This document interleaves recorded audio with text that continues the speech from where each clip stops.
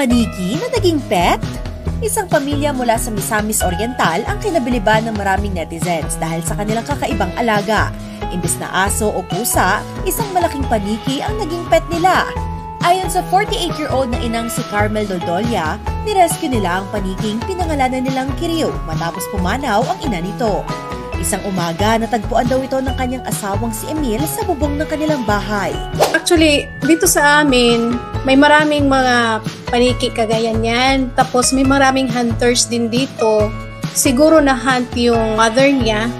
Tapos actually nahulog sa bubungan namin yung mother niya. Kinuha ng husband ko mga madaling araw, mga more or less mga 5 o'clock siguro sa morning. Sinuntahan niya doon sa bubungan namin.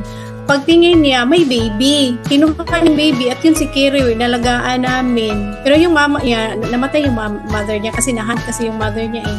Hindi raw alam ng pamilya kung ano ang gagawin noong una. Pero nagdesisyon silang tulungan si Kiriw. Pinainom nila ito ng gatas sa loob ng 4 na buwan hanggang sa mismong si Kiriw na ang tumanggi rito. Ngayon, 6 na buwan na si Kiriw sa kanyang fur family.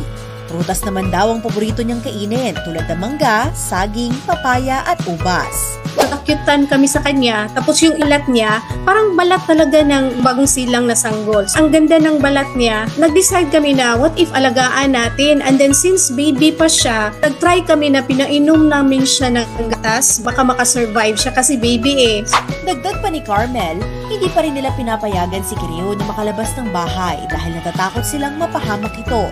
Hindi pa raw marunong manghuli ng sariling pagkain si Kiriw at sanay din siyang lumalapit sa mga tao. Pero para makapasyal, dinadala raw ni Emil si Kiriw sa kanilang garden. Marunong siyang magalit. Malalaman namin sa boses niya, nagalit talaga siya. Yeah, especially yung ikilitiin mo siya. And then another is, nagsiselos siya. Marunong siyang magsiselos. Yung kapitbahay namin, may pet din na rabbit. Yung pamangkin ko din, meron ding tuta. Kapag lumalapit sa husband ko, magkagalit siya, magsiselos siya. Sa kabila ng pagiging maamo ni Kiriw, may paalala pa rin ng mga eksperto tungkol sa pag-aalaga ng wild animals tulad ng paniki. Ayon sa Bat Conservation International, kung makakita ng injured bat, mas makabubuting humingi ng tulong sa mga eksperto sa designated government organization tulad ng Department of Environment and Natural Resources para mabigyan ito ng tamang atensyon. Hindi kasi maiiwasan na maaaring may dala pa rin itong zoonotic diseases o mga sakit na nakukuha mula sa hayop tulad ng rabies. Ayon naman sa pamilya, hindi raw nila planong alagaan si Kiriw habang buhay. Pero sa ngayon, patuloy pa rin nilang inaalagaan ito.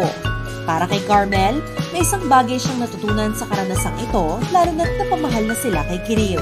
Pag mag-love ka sa kanila, doon mo din malalaman na in return, marunong din pala silang mag-love sa iyo. Marunong din pala silang umunawa sa tao.